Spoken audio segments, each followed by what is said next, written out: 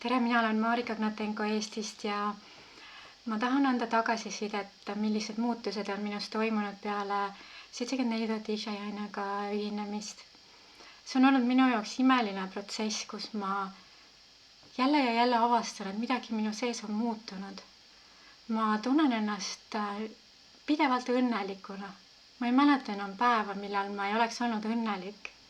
Ma olin varem suht negatiivne kunagi ja solvusin ja vihastasin tihti ja kui ma praegu püüan mõelda sellele tundele, ma ei saa enam mitte mingit kontakti sellega. Ma ei mäleta seda enam.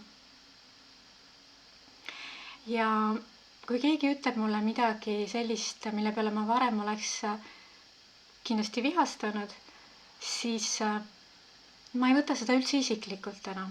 See on selline, et mingil põhjusel inimene käitus hetkel lihtsalt nii. Ja vahest harva ma ikka olen kogenud sellist ärritust, aga see on ainult selline korraks, ainult hästi hetkeks. Ja kui ma ühel päeval märkasin, et inimesed muretsevad nii pisiasjade pärast mu ümber, siis ma mõtlesin, et ma ei ole ammu enam muretsenud millegi pärast. Ma ei mäletagi enam seda. Ja samas ma tunnen, et kuidas kõik minu sõbrad ja lähedased oleks pidevalt mul kusagil läheduses olemas. Ja samas, kui ma kohtun mõne võõra inimesega esmakordselt, siis mul ei ole mitte mingit vahet enam. Tunnen täpselt sama nagu kohtudes hea sõbraga.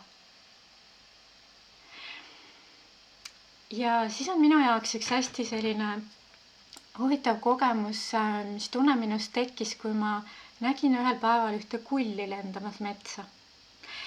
Ma vaatasin seda kulli ja avastasin, et selle tunde ma saaksingi minna selle kulli sisse ja ma nägin selle kulli silmadega ja ma täiesti selgelt tundsin seda tunnet, kuidas me seal kihutasime seal puude vahel ja ma nägin seda vaadet, mida tema näeb.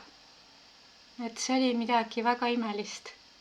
Ja ma elan mere ääres ja käin tihti siin mere ääres jalutamas ja nüüd ma võingi minna mõne linnuga kaasa ja lennata seal mere kohal ja näha ja tunda seda, mida tunneb seesama lind, sellist lendamise kergust.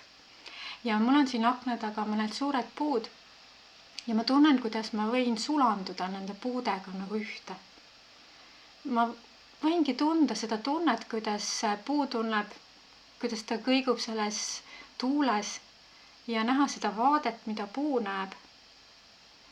Et need on sellised igapäevased asjad, mis tekitavad minus omakorda sellist pidevat õnnetunnet, et kõik on nii hästi ja kohe juhtub jälle midagi imelist ja siis ongi kogu aeg tore olla. Ja ma täna täiesti kindlalt tean, et see on igaühega võimalik.